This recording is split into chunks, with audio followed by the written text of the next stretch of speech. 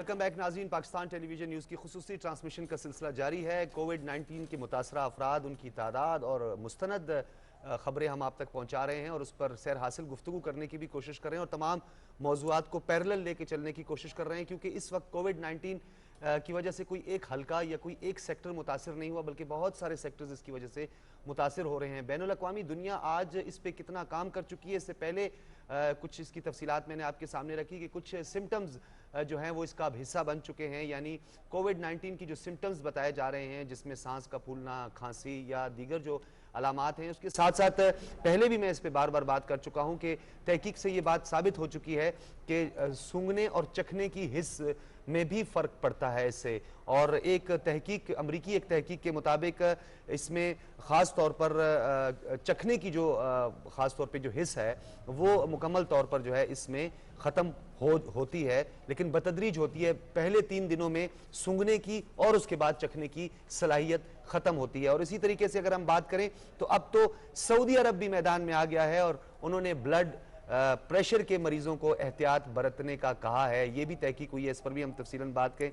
Professor कमर जमान साहब हमारे साथ इस वक्त मौजूद हैं, मुमताज़ माहिर तालीम है, मौजूदा तमाम तर सूरत हाल पर बात करेंगे। प्रोफेसर साहब, बहुत शुक्रिया आपने पाकिस्तान टेलीविजन को वक्त दिया। शुक्रिया जी। प्रोफेसर साहब, हम ऑनलाइन और टेली स्कूल पर तो ऑलरेडी बात कर चुके हैं। हम ये देख रहे हैं कि agriculture sector is the most important sector और हम अपना वाज़े तौर पर हम देख रहे हैं कि हमारा एग्रीकल्चर सेक्टर जो है वो हमारी इकॉनमी में सबसे ज्यादा कंट्रीब्यूट कर रहा है। एग्रीकल्चर बेस्ड हमारी इकॉनमी है, लेकिन ये टिड्डी दल का हमला जो है ये शिद्दत इख्तियार कर गया है और अब हम देख रहे हैं कि बलूचिस्तान, सिंध, पंजाब और इन तमाम एरियाज में जो है ये हमला अपनी शिद्दत के साथ आगे बढ़ रहा है। इस पे किस हद तक तहकीक हुई है, आज हम कहां खड़े हैं, क्योंकि हमने चीनी माहिरीन को भी इस हवाले से बुलाया था, तो एग्रीकल्चर डिपार्टमेंट कितना फाल है और उस पर क्या किरदार अदा कर रहा है? जी डॉक्टर सज्जाद साहब, जैसे कि आपने बताया कि कोरोना के साथ साथ ये टिड्डी दल का हमला जो है ये इंतहाई नुकसान पहुंचा रहा हमारी फसलों को, और ये सूबा सिंध में और बलूचिस्तान और पंजाब में भी। तो ये इसमें अब हमारे जो प्लांट प्रोटेक्शन डिपार्टमेंट है वो भी एक्टिव है और मेरा ख्याल उन्हें वो हमारी आर्मी की सपोर्ट भी हासिल है, तो और एग्रीकल्चर डिपार्टमेंट भी। लेकिन यूनिवर्सिटीज जो है इनका रोल अपनी जगह है, क्योंकि टीचिंग के साथ साथ रिसर्च एंड डेवलपमेंट और कम्युनिटी सर्विस भी ये यूनिवर्सिटीज का मैंडेट है। तो हमारी एरिड एग्रीकल्चर यूनिवर्सिटी में जो हम एक प्रोग्राम शुरू किया है रिसर्च के हवाले से, इसमें सर्विलेंस सिस्टम जो है ना वो इंतहाई इम्पोर्टेंट है कि वो आजकल जो टेक्नोलॉजी के बगैर कुछ नहीं हो सकता। तो जो सैटेलाइट डेटा है, ड्रोन से डेटा लिया जाए और जो फसलों का डेटा होगा, जो सॉइल का डेटा होगा, क्लाइमेट का, तो हम पहले प्रेडिक्ट कर सकें कि कहाँ कहाँ से ये हमला हो सकता और किस जगह से ये एंटर हो, किस किस जगह पे ये जा सकते। तो ये डेटाबेस जो है ये होना चाहिए और ये मुख्तलिफ डिपार्टमेंट से हासिल करके मॉडल डेवलप किए जाएं। उसके बाद इस पे जो जरूरी इकदाम हैं, जैसे कि आप बो रहे हैं स्प्रे वगैरह, तो ये पहले ही इसको कंट्रोल किया जाना चाहिए। तो जैसा आपने बताया कि एग्रीकल्चर जो है एग्रो बेस्ड हमारी कंट्री है, तो नुकसान तो जाहिर है कि बहुत ज्यादा, लेकिन अब गवर्नमेंट ये शॉर्ट टर्म प्लान है, लेकिन लॉन्ग टर्म जो है वो सर्विलेंस के बेहतरीन जो इंटेलिजेंस, आर्टिफिशियल इंटेलिजेंस सिस्टम है उसके बगैर नामुमकिन है अब। अच्छा तो प्रोफेसर साहब, ये भी बताइएगा आप कि तहकीक से क्या बात सामने आई है कि टिड्डी दल जो है वो तैयार फसल पर हमला करता है, मखसूस किसी फसल पर हमला करता है? क्योंकि हमने ये देखा है पंजाब और खास तौर पर बलूचिस्तान में ये जो पनेरी लगाई जाती है, पनेरी को बहुत ज्यादा इन्होंने नुकसान पहुंचाया टिड्डी दल ने। तहकीक से क्या साबित हुआ है कि ज्यादा टिड्डी दल कहां हमलावर होती है? तैयार फसलों पे, कपास पे, गंदम पे, चावल पे, किस चीज पर इसका हमला ज्यादा होता है? ये टिड्डी दल जो है ये कोई भी जो ग्रीन स्टाफ है ना हमारा, वो उसको खा जाती है। तो क्योंकि आप जो फॉर एग्जांपल साउथ पंजाब में कॉटन की क्रॉप है वो अभी स्टार्ट हुई है छोटी छोटी, जैसे आप पनीरी कह रहे हैं, दूसरी फसलों की भी, तो ये उसको तो बिल्कुल नहीं छोड़ती। तो ज़ाहिर है जब वो पनीरी खा जाएगी तो फसल होगी नहीं, तो वो तो बहुत ज्यादा नुकसान करेगी। तो ये, और उसके बाद ये है कि ये एग लेइंग कर देती है, जहां भी ये आएगी उसी वक्त। तो वो जब मौसम गर्म होता है तो उसके साथ साथ ये फिर हैचिंग होती है, फिर ये बढ़ना शुरू होती है और फिर ये स्वाम की शक्ल अख्तियार करती है, तो हमला करती है ये ग्रीनरी पे। सही। अच्छा प्रोफेसर साहब, ये बताइएगा कि कोरोना की वजह से एक न्यू वर्ल्ड ऑर्डर हमें देखने में आ रहा है, एक न्यू नॉर्मल है जिसका हम सबको सामना है और हमें इससे एडजस्ट करना है। तो ज़राअत जो कि क्योंकि पाकिस्तान एक ज़रूरी मुल्क है तो इस पर डिपेंड करता है, तो अब ज़राअत के शोबे में क्या होगा? क्योंकि एक बड़ा लंबा प्रोसेस होता है, पहले फसल उगाई जाती है, फिर उसके बाद उसको सेपरेट किया जाता है, फिर उसकी डिस्ट्रीब्यूशन है, फिर वो मंडियों तक पहुँचती है और उसके बाद फिर वो आम आदमी तक वो चीज़ पहुँचती है। तो किस तरह से ये प्रोसेस मुतासिर होगा इससे? जी जी जी, शाहिद सिंह, ये आपने बिल्कुल सही सवाल किया और मेरा ख्याल ये बड़ा प्रैक्टिकल है कि ये कोरोना का तो आपने देखा कि पूरी दुनिया में जो नुकसानात हैं हर रोज हम डिस्कस कर रहे हैं, जानी नुकसान है, मुईशत का भी हो रहा। तो हमारे मुल्क में मेरे ख्याल में कुछ अपॉर्चुनिटीज हैं जिनको हमें कैश करवाना चाहिए और इंशाल्लाह करेंगे कि एग्रीकल्चर जो है, क्योंकि कुछ लोग मुल्क जो है आपको पता वो ऑयल प्रोड्यूसिंग है, ऑयल की कीमत कम हो गई, एनर्जी की कम हो गई, तो उससे हम ज़राअत को मजीद मजबूत कर सकते हैं। लेकिन टेक्नोलॉजी के बगैर कुछ नहीं हो सकता। अब गवर्नमेंट भी जो है प्रायोरिटाइज कर रही है वो आईटी और एग्रीकल्चर को। तो आईटी को एग्रीकल्चर में अगर अप्लाई हम करें, जिसको हम डिजिटल एग्रीकल्चर कहते हैं, तो उससे एक तो कास्ट ऑफ प्रोडक्शन कम होगी, दूसरा ये है प्रोडक्टिविटी बढ़ेगी, ऑब्वियसली इसमें जॉब अपॉर्चुनिटीज भी क्रिएट होगी और प्रॉफिटेबिलिटी भी बढ़ जाएगी। और इसमें मेन जो है ये डिजिटल एग्रीकल्चर से हम जो उसका जो ट्रेसेबिलिटी का भी फैक्टर आंसर लाएंगे, ताकि वो हम एक्सपोर्ट क्वालिटी जो है प्रोडक्ट तैयार करें और फिर उसकी वैल्यू एडिशन हो सके। तो उससे जो है हमारी एक मईशत काफी मजबूत हो सकती है। तो उस पर हमने ये स्पार्को के साथ मिलके एक प्रोजेक्ट शुरू किया है और वो हमारा इंशाल्लाह वो फंडिंग जल्दी मंजूर हो जाएगी। और एक पहले भी हमने एक सेंटर किया इंडस्ट्रियल बायोटेक्नोलॉजी और डिजिटल एग्रीकल्चर का और हाइड्रोपोनिक का।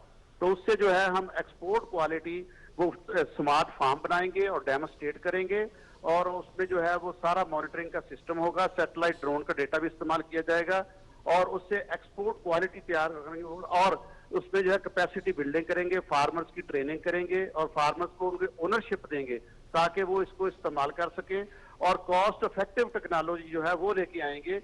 और ये कोरोना ने जो हमें किया कि आईटी का आपको पता कि बहुत ज्यादा इन पर्सन और कॉन्टेक्ट कम हो जाता है और उसको हम एग्रीकल्चर में लेके आए तो वो लेबर भी हमें कम इस्तेमाल करनी पड़ेगी और अलग क्वालिटी की जो है वो फसलें और फ्रूट, वेजिटेबल्स और जो है ये हमारा ग्रेन ये पैदा होगा। अच्छा प्रोफेसर साहब, ये भी बताइएगा, फार्मर्स की ट्रेनिंग के हवाले से आपने बात की तो माजी के कुछ तल्ख तजर्बात हमारे सामने हैं कि हमेशा ये बात की जाती रही कि फार्मर्स की ट्रेनिंग बहुत ज़्यादा ज़रूरी है, लेकिन इतने मौसर अंदाज से हम अपनी इस हिकमत अमली को आगे नहीं बढ़ा सके या इस पर उस तरह काम नहीं हुआ। बदकिस्मती ये हम कहेंगे कि इस वक्त भी हमारा मुल्क जो है वो वाइल्ड फ्रूट्स के हवाले से भी बहुत ज़्यादा उसकी एक इनफरादी हैसियत है, चाहे वो वाइल्ड ऑलिव के हवाले से बात करें, वाइल्ड पिस्ताशू के हवाले से बात करें, और बहुत ज़्यादा रिच है हम इस हवाले से, लेकिन काम नहीं हो रहा। फार्मर्स को इस चीज़ का पता नहीं और ख़ासतौर पर जो वाइल्ड जो ट्रेडिशनल मेडिसिन की सूरत में लोग इस्तेमाल करता है, चाइना इस्तेमाल कर रहा है जिन चीज़ों का मैंने आपके सामने जिक्र किया,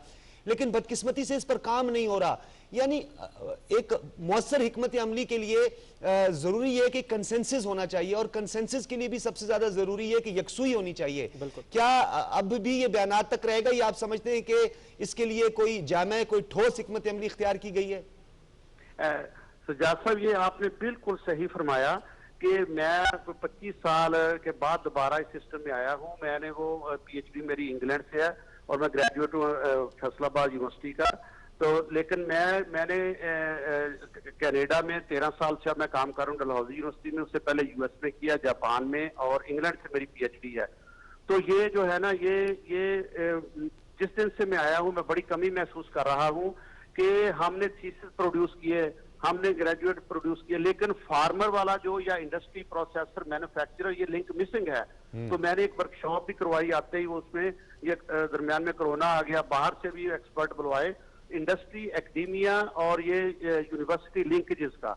तो वो हमने हमारा एक 1.5 अरब रुपए का सेंटर मंजूर जो हुआ industrial biotechnology, hydroponic, tissue culture, digital agriculture, उसमें मेन जो स्टेक होल्डर होगा वो इंडस्ट्री होगी। इंडस्ट्री मींस कि वो फार्मर भी होगा, उसमें मैन्युफैक्चरर भी होगा, उसमें प्रोसेसर भी होगा।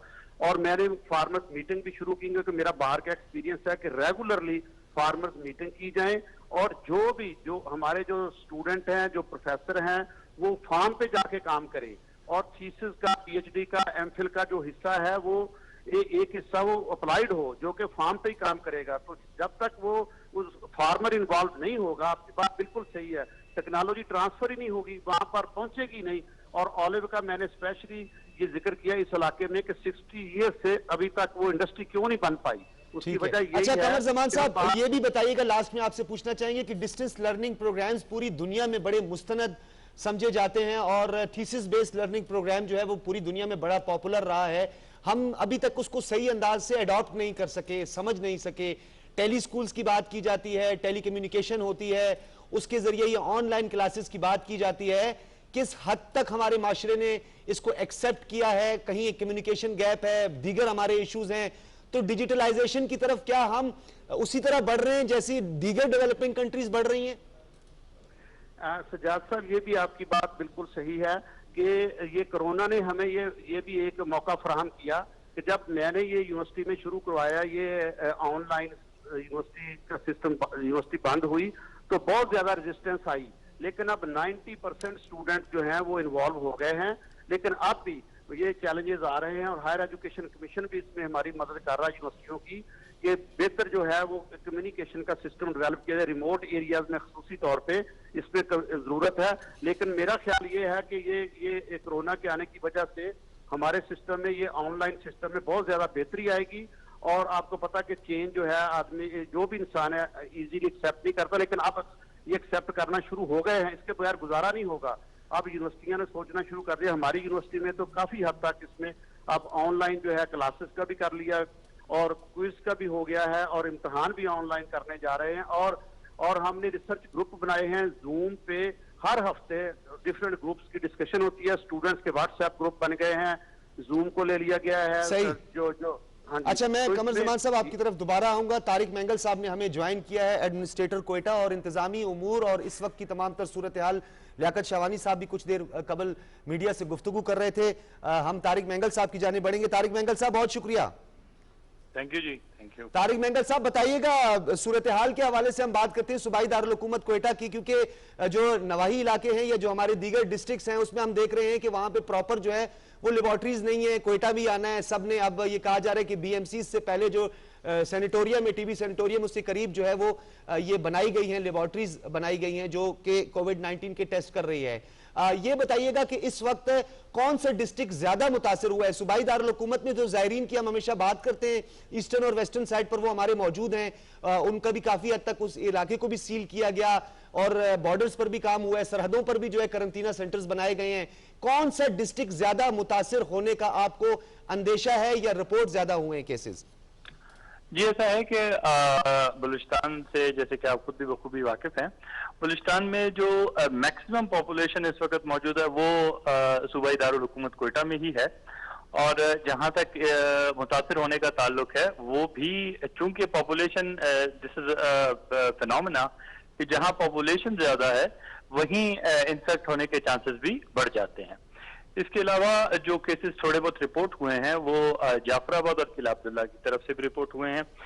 आप जहां तक फैसिलिटीज की बात कर रहे हैं, टेस्ट और बकाया फैसिलिटीज की, माशाल्लाह इस वक्त government of Balochistan, government is trying level best कि जिस हद तक हो सके। इनिशियली टेस्ट करने की तादाद जो सलाहियत थी वो कम थी, इस वक्त सलाहियत काफी हद तक बढ़ चुकी है और कोशिश यही है कि मैक्सिमम नंबर ऑफ टेस्ट किए जाएं। अब जहां तक लोगों के एटीट्यूड का ताल्लुक है, वो आप देख लें ओवरऑल पाकिस्तान में यही है। जैसे ईद पे आप सबने हर जगह महसूस किया होगा, same was the case in Quetta.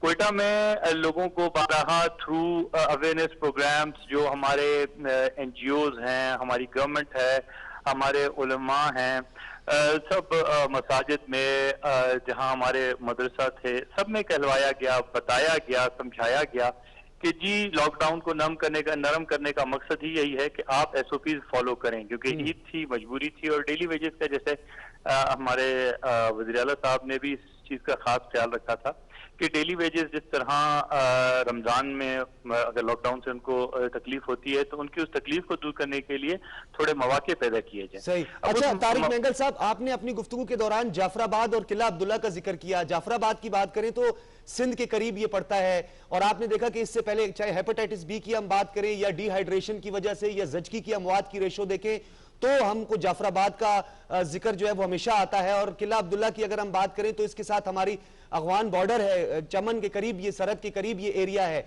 क्या यहाँ पे हमारा हेल्थ केयर इंफ्रास्ट्रक्चर जो है उसका कुछ इशू है? BHUs फाल नहीं है इस एरिया में? क्यों हमेशा से कांगो की भी बात करें तो इन्हीं एरियाज में सर उठाता है। हम अगर बात करें तो पोलियो माइलाइटिस के केसेस भी यहाँ पे ज्यादा सामने आते हैं। कोई इसके रूट काजेस की तरफ बढ़ा गया है, इसकी वजूहात या इसके कोई पस मंजर की तरफ क्या वजूहात हैं कि यहाँ पे ये मामला ज्यादा होते हैं? देखिए जी, मामला आपने खुद भी बताया। एक तो हमारा पोरस बॉर्डर है विद अफगानिस्तान, और हमारे जो कल्चरल टाइज हैं दोनों तरफ हमारे पश्तून भाई रहते हैं, तो उनकी तो रिश्तेदारियां भी हैं। आप जितनी सख्ती करेंगे और वहाँ इलाके में रहने वाले लोगों के लिए भी बड़ी तकालीफ होती है। ये पोरस बॉर्डर होने की वजह से, और अफगानिस्तान में जो लॉ एंड ऑर्डर की सिचुएशन आप सब बड़े बखूबी जानते हैं, और उसकी वजह से लोगों का आमदोरफ्त बहुत ज्यादा है। अब जब ये आमदोरफ्त है वहाँ अब हेल्थ कंडीशंस आप वहाँ की देख लें कि वहाँ कैसी हैं, तो उसकी वजह से जो भी इस किस्म की डिजीजेस जो ट्रांसमिट होती हैं, आप पोलियो ले लें या बाकी जो भी इस वक्त कोरोना की जो सिचुएशन चल रही है, इस ट्रांसमिशन की वजह से काफी इशूज किला अब्दुल्ला की तरफ से आते हैं। इसी तरह जाफराबाद सिंध पाकिस्तान का हिस्सा है, सिंध बलूचिस्तान, और एग्रीकल्चर बलूचिस्तान में वाहिद एग्रीकल्चर लैंड यही है सर। जी बिल्कुल, और कारोबार भी ये जो हमारा नसीराबाद डिवीजन है, एग्रीकल्चर डिवीजन होने की वजह से यहाँ लोगों का दूसरों सूबों से आना जाना काफी रहता है। और हमारी तरफ से पॉपुलेशन का इतना इशू नहीं है, बट उसके साथ जैकमाबाद लगता है, देन शिकारपुर, सखर, और यहाँ जिस तरह इस तरफ हमारे यहाँ कल्चरल टाइज हैं, वहाँ भी लोगों की रिश्तेदारियां हैं। कारोबार के अलावा तालीम के लिए लोग बलूचिस्तान से सिंध की तरफ मूव करते हैं, जहाँ कहीं नौकरियों के लिए करते हैं, बेस्ट अपॉर्चुनिटीज के लिए जाते हैं। इसी तरह वहां से लोग बहुत शुक्रिया तारिक भाई, बहुत शुक्रिया। तारिक मेंगल साहब एडमिनिस्ट्रेटर कोयटा हमारे साथ मौजूद थे। और बिल्कुल ये 5 अजला जिसकी बात करें जहां टिड्डी दल का हमला हुआ है, तो उसमें जाफराबाद भी शामिल है। तो मैं चाहता हूं कि कमर जमान साहब से भी इस हवाले से बात करें। कमर जमान साहब से खुसूसी तौर पे, क्योंकि वो एजुकेशन की फील्ड से भी वाबस्ता है, एरिड एग्रीकल्चर यूनिवर्सिटी के वाइस चांसलर भी हैं, तो उनसे मैं एक सवाल ये करना चाहता था कि डॉक्टर साहब हमारे साथ मौजूद हैं? आप डॉक्टर साहब आप हमारे साथ मौजूद हैं? प्रोफेसर कमर जमान साहब, प्रोफेसर डॉक्टर कमर जमान शायद रब्ता मुनक़ता हो गया है कि इस वक्त सर्वे किया जा रहा है और टिड्डी दल के हमले के हवाले से बाकायदा तौर पर एक ऑपरेशन जो है वो किया जा रहा है कि किस तरह इस पर काबू पाया जाए। और 50 से ज्यादा अजला जो हैं इससे मुतासिर हुए हैं। बल्कि बलूचिस्तान के हम इस हवाले से भी बात कर रहे थे कि बलूचिस्तान के जो सूबाई वजीर ज़राअत हैं, उन्होंने भी एक दिन मुझसे बात करके इस हवाले से कहा था कि टिड्डी दल का हमला जो है हमारे लिए बहुत मुश्किलात पैदा करे। देखिए, जहां पे आपका लाइव स्टॉक ज्यादा होता है बलूचिस्तान में, क्योंकि एग्रीकल्चर बहुत कम है, वहां पे ज्यादातर लोग लाइव स्टॉक पर जो है वो डिपेंड करने वाले हैं, माल मवेशियों पे डिपेंड करने वाले हैं। तो जो थोड़ा सा एरिया है, अगर वो भी टिड्डी दल के हमले से जो है वो मुतासिर हो जाए तो फिर पीछे क्या रहा। और ये ज्यादातर फोकस भी जो ग्रीन आपकी जो होती है, जो ग्रीनरी होती है, उसको ये फोकस करता है। और जो एक और बड़ी दिलचस्प बात उन्होंने की, जिसके तरफ आप भी इशारा कर रहे थे, और वो था लॉन्ग डिस्टेंस जो होती है लर्निंग हमारी होती है, डिस्टेंस लर्निंग जो होती है, कि दूसरे thesis based learning distance program चल रहे हैं पूरी दुनिया में, पहले भी हुआ करते थे। अब इसको एक एज मिल गया है कोरोना के आने की वजह से, कि अब आपको जो थीसिस बेस्ड जो आपकी लर्निंग होगी वो किस तरह से की जाएगी, और जो हायर एजुकेशन है वो किस तरह से इससे मुतासिर होगी। तो हमें इसके ऊपर थोड़ा फोकस करना पड़ेगा, और जो टेक्नोलॉजी है उसको बीच में इंडल्ज करना पड़ेगा इस तरीके से, ताकि ये जो नया जो वर्ल्ड ऑर्डर है इसके साथ हम लोग कूप अप कर सके। और शायद एक बात यहाँ पे आखिरी जरूर ये कहेंगे कि हम बहुत सारे महाज, जैसा कि मैंने पहले भी कहा कि बहुत सारे महाज ऐसे हैं जिनके पैरेलल हम उनके साथ एक जंग लड़ रहे हैं।